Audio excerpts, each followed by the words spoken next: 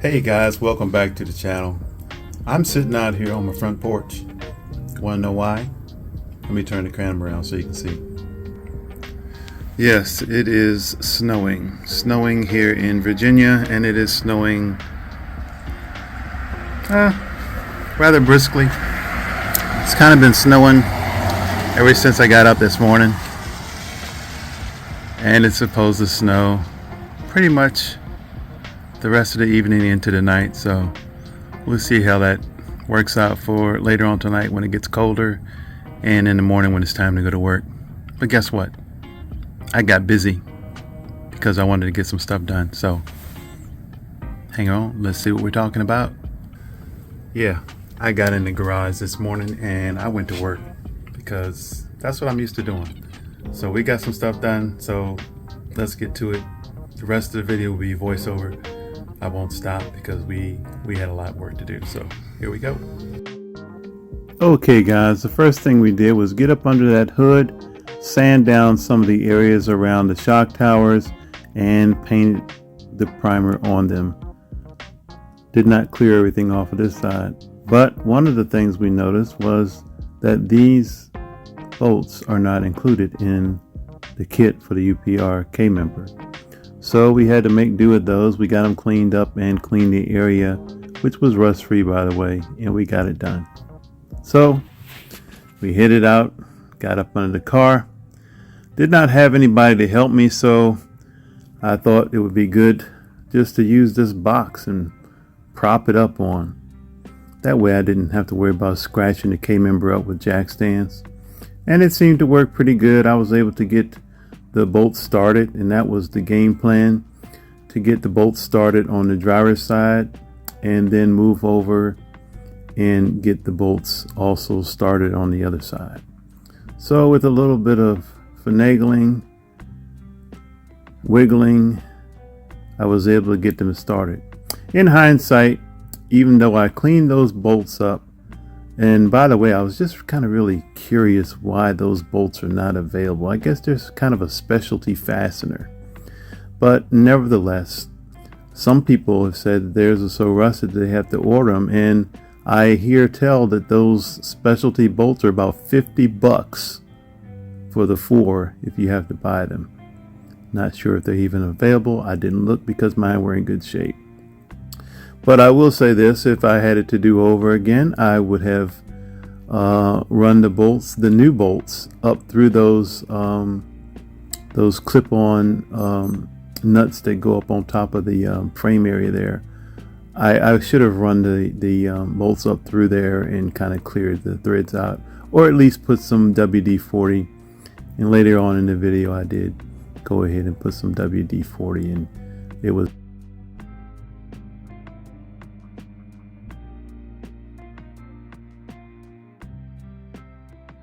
So once we got them hand tight up in there, I wanted to get them not, real tight, but just, so that we could get the K member pretty much up to where you could tighten them down a little bit. Once we did that, we moved over to the passenger side, which went about as planned. No big problems or anything over there. And yes, once again, I did use the box to help me get everything lifted up into place. Tell you, sometimes necessity is the mother of invention. I had hoped that my son would be able to help me, and we would do this kind of as a father-son kind of project. But today was his first real day at work, and it was snowing. So I'm sure He probably would have rather been here with me working on the Mustang, but he was out there on the road in the snow. So we got this side started as well.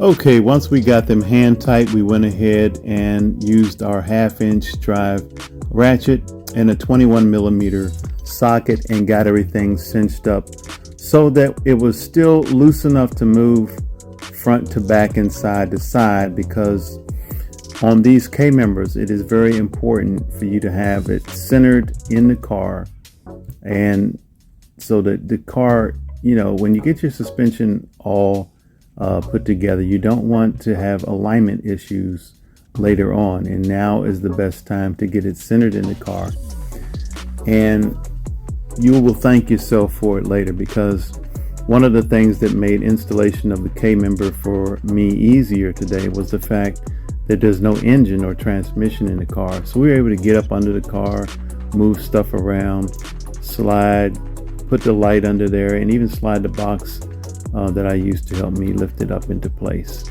And everything went seamlessly. And those bolts that you can't buy anymore, I guess, or I guess you can buy them somewhere and maybe they're very expensive, they were just fine. Once I put some WD-40 on it to make sure that the threads were sliding up into place nicely.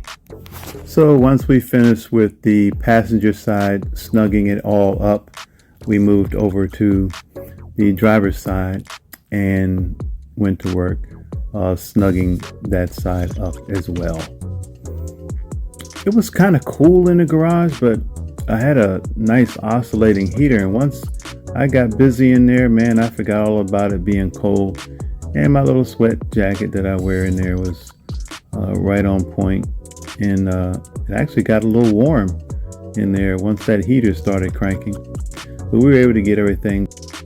Once we got done with the 4 larger bolts on the main part of the K-frame, there was also 2 smaller bolts that fit side by side on the rear portion of the K-member. And it's kind of funny getting those up in there because it's like a little floating, I want to call it a nut bar. I don't know what else to call it, but you got to kind of get it started. It's hard to reach up in there. You don't want to cross thread it, but once you get one of them started, then you can hold the first one you get started, and that will help you position the other bolt that sits right next to it and get it started. Now if you have a lift in your garage, you don't have to worry about that, but I'm laying on my back. Thank God for the rubberized floor matting that I have on the garage floor, because these old bones don't like concrete like they used to. So we once again, yes, and in case you were wondering, yes, it is okay to use power tools sometime, and I do.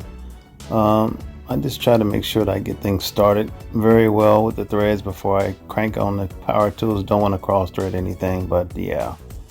But what's the fun in using all power tools? It's good exercise, right? No, we use them when we can, but we also are careful as well.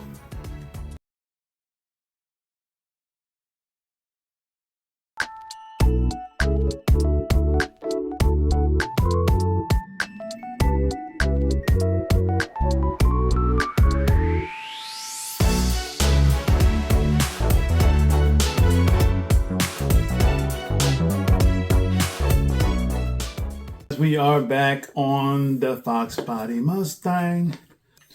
Now, knowing what we know, if you turn this like this, that is, just as we talked about in the last video, now we're facing the front of the car.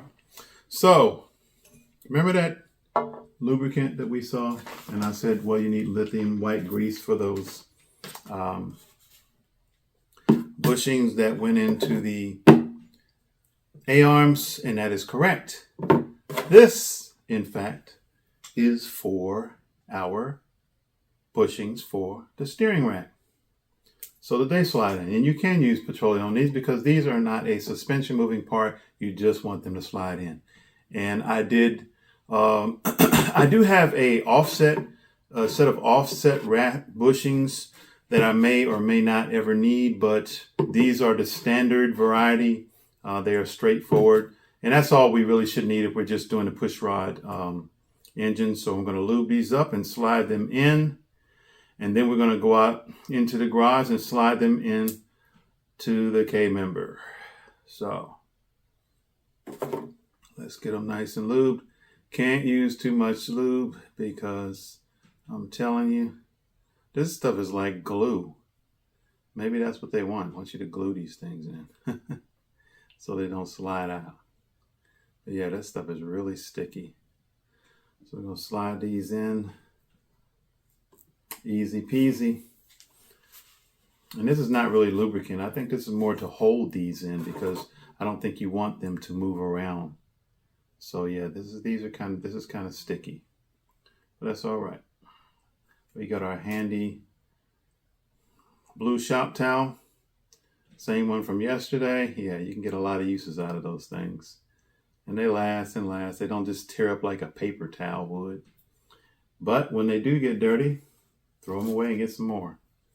I usually keep about 8 rolls in my garage to make sure that I always have enough. I don't want to run out. Last thing you want to do is use that last towel, just like in the toilet. You don't want to be the one that uses that last piece of paper. Well, guys, I would like to say that the steering rack went on without any problems whatsoever, but I would be totally lying to you. For whatever reason, this aftermarket steering rack, the center of each area where the bushings go is not the center as it would be on the K-member. So I had to use an offset wrap bushing on the driver's side and a straight one on the passenger side. Is that okay? I don't know. I'm going to do some research. I think it should be okay like that. Basically, it just centers the rack on there. It shouldn't cause any problems, but I am going to do some research. Sometimes when you get the not so popular brand off of eBay, you'll run into these kind of issues.